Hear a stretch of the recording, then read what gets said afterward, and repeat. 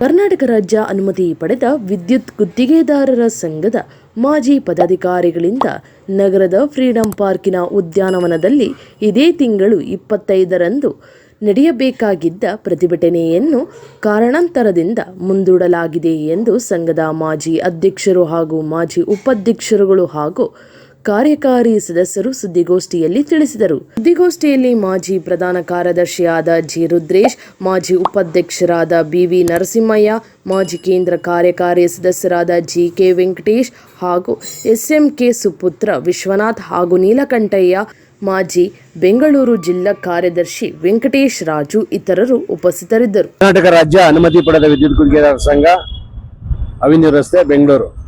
ಇದರ ಸದಸ್ಯರು 15,000 ಜನ. ಈಗ ಹಾಲಿ ಇರ್ತಕ್ಕಂಥ ಸಮಸ್ಯೆ 4.5 ಲಕ್ಷ ಇನ್ಸ್ಟಾಲೇಷನ್ ಸರ್ವಿಸ್ ಆಗದೆ ಗುತ್ತಿಗೆದಾರರು 4.5 ತಿಂಗಳಿಂದ ಬೀದಿಗೆ ಬಂದಿದ್ದಾರೆ. ಯಾವುದೇ ತರನಾದ ಒಂದು ಸರ್ವಿಸ್ ಆಗಿಲ್ಲ, ಮತ್ತೆ ಟೆಂಪರರಿ ಕನೆಕ್ಷನ್ ಕೂಡ ಕೊಡ್ತಾ ಇಲ್ಲ. ಸಂಬಂಧಪಟ್ಟ ಬೆಸ್ಕಾಂ ಇಲಾಖೆ ಹಾಗೂ KERC ಇಲಾಖೆಯನ್ನ ನಾವು ಹಲವಾರು ಬಾರಿ ಭೇಟಿ ಮಾಡಿದ್ವು. KERC ಈಗಿರೋ ಒಂದು ನಿಯಮ ಏನು ಹಿಂದೆ ಇದ್ದಂತ ನಿಯಮ ತಿದ್ದುಪಡಿ ಆಗಿಲ್ಲ.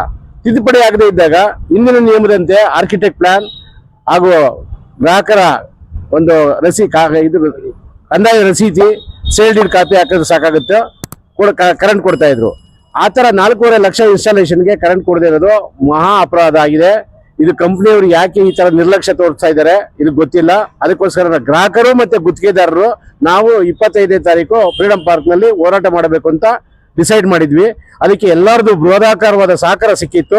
ಈ ಒಂದು ಸಹಕಾರನ ಎಚ್ಚೆತ್ತುಕೊಂಡಂತ ಹಾಲಿ ಆಡಳಿತ ಮಂಡಳಿ ಇವರೆಲ್ಲ ಶೇನಾಗ್ಬಿಡ್ತಾರೆ, ಈಗಿನ ಕಮಿಟಿಯವರು SMK ಟೀಮ್ನವರು ಅಂತ ಒಂದು ಮನಸ್ಸಲ್ಲಿಟ್ಕೊಂಡು ಪೊಲೀಸ್ ಕಮಿಷನರ್ ಅವ್ರಿಗೆ ಮತ್ತೆ ಇಂಧನ ಸಚಿವರಿಂದ ಆದೇಶ ಒಂದು ನಿರ್ದೇಶನ ನಡೆಸಿ ನಾವಿಲ್ಲ ಇದನ್ನ ಸ್ಟಾಪ್ ಮಾಡಿಸಲೇಬೇಕು ಅಂತ ಪೊಲೀಸ್ ಅವರಿಂದ ಪರ್ಮಿಷನ್ ಕೊಡಿಸಿಲ್ಲ.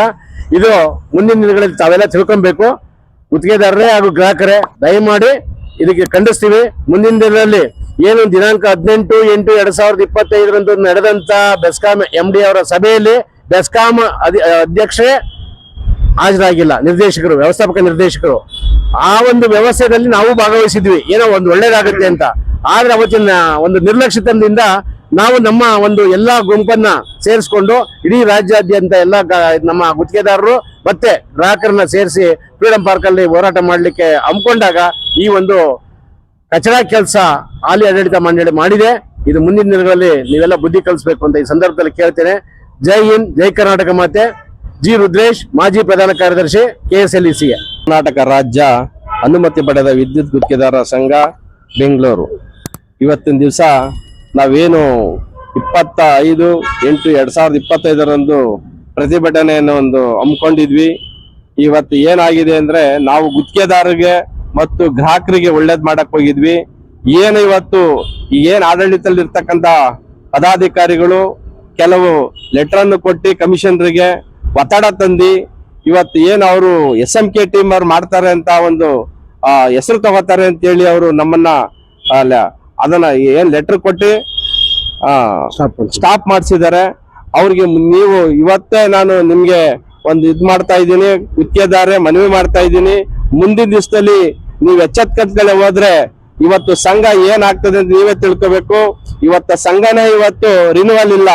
ಇವತ್ತು ಅವ್ರು ಯಾವ ಸ್ಥಿತಿಲಿ ತಂದಿದ್ದಾರೆ ಅಂದ್ರೆ ಸಂಘನ ಈ ಏನ್ 100 ವರ್ಷದ ಇತಿಹಾಸ ಇತ್ತು, ಆ ಇತಿಹಾಸನೇ ಒಂದು ಅಧೋಗತಿ ಮಾಡ್ತಾವನೆ. ಇವತ್ತು ರಾಜ್ಯದ ಅಧ್ಯಕ್ಷ ಆಗಿ ಅವನು ಗುಂಡಾವರ್ತನೆ ನೋಡಿ ನೀವು ಇವತ್ತು ಎಚ್ಚೆತ್ಕೊಬೇಕು.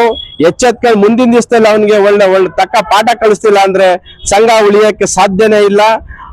ಏನ್ ನಾವು ಒಳ್ಳೆ ಕೆಲಸ ಮಾಡಕ್ ಹೊಂಟಿದ್ವಿ, ಇವತ್ತು ಗ್ರಾಹಕರಿಗೆ ಒಳ್ಳೇದು. ಇವತ್ತು ಕಟ್ಟ ಕಡೆ ಒಬ್ಬ ಗುತ್ತಿಗೆದಾರ ಒಂದು ಕೆಲಸ ಮಾಡಕ್ ಆಗ್ತಾ ಇಲ್ಲ, ಮನೇಲಿ ಕೂತಿದ್ದಾನೆ. ಇವತ್ತು ಹೋಗಿ ಹೋಟ್ಲಲ್ಲಿ ಕೆಲಸ ಮಾಡ್ತಾ ಇದ್ದಾರೆ. ಆ ಸ್ಥಿತಿಲಿ ಬಂದಿದೆ ಕಾಂಟ್ರಾಕ್ಟರ್. ಇವತ್ತು ಆ ಸ್ಥಿತಿಲಿ ತಂದು ಇಟ್ಟಿದ್ದಾರೆ.